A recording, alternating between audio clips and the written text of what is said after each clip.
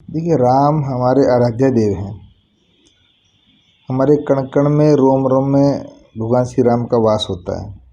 और भगवान श्री राम को केवल राम नहीं कहा जाता, उनको मर्यादा पुरुषोत्तम कहा जाता है।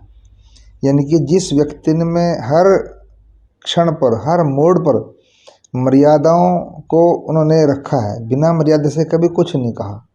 माँ कैकेयी के द्वारा जब वनवास दे दिया था, तब भी जब लक्ष्मण उतावले हुए, माता कैकेयी को कुछ कहने लगे, तो भी भगवान श्री राम ने टोका, ये माँ है और इस मर्यादाओं को मत लांघो। और आप तुलना करते हो, कांग्रेसी हमारे भाई, हमारे मित्र तुलना कर रहे हैं भगवान श्री राम से, मर्यादा पुरुषोत्तम से। पुरुषोत्तम जो पुरुषों के अंदर उत्तम है, मर्यादाओं से जो बंधे रहे, तो उनका तो उससे मुकाबला, उनकी तो तुलना हो ही नहीं सकती। और ये जो बंगला जो खाली हुआ है, ये जो उनके दस्तक, ये मर्यादाओं के कारण तो हुई है। उन्होंने मर्यादाओं को तोड़ा है, मर्यादाओं को लांघा है, तो मर्यादाओं को दरकिनार किया है। तो इसलिए वो मर्यादाओं को ये विपरीत कह रहे हैं, आप इसको विपरीत समझ लेना। इनके कहाँ तो मर्यादाओं को तोड़ करके उनकी सदस्यता गई है, और आगे बंगला भी उस सज्जा के कारण खाली करना पड़ा है। वो तो एक कानूनी पहलू है। और ये जो मतलब जो फैसला आया है, ये कोई पार्लियामेंट्री फैसला नहीं है किसी के, ये माननीय न्यायालय का फैसला है।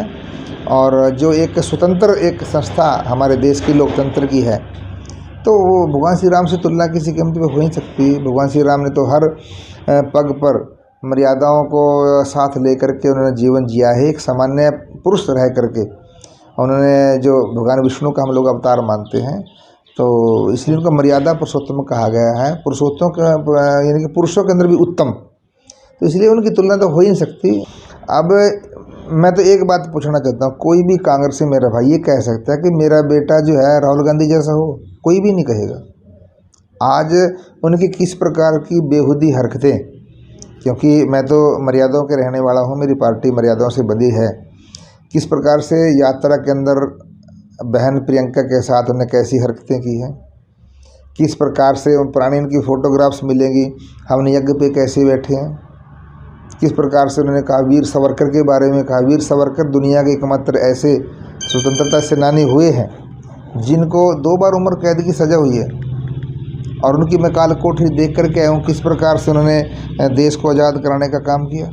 तो उसकी तुलना मतलब ऐसे करना, ये अच्छी बात नहीं है। लेकिन एक सामान्य नागरिक है वो, सब लोग, हम भी नागरिक हैं, वो भी नागरिक हैं, लेकिन वो पंडित जवाहरलाल नेहरू जी के जो है ना, उनकी बेटी के, उनके नाती मैं कह सकता हूँ।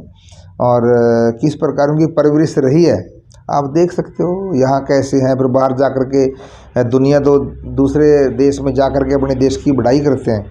हमेशा इनकी फितरत ऐसी रही है, दूसरे देश में जा कर के अपने देश को नीचा दिखाने की।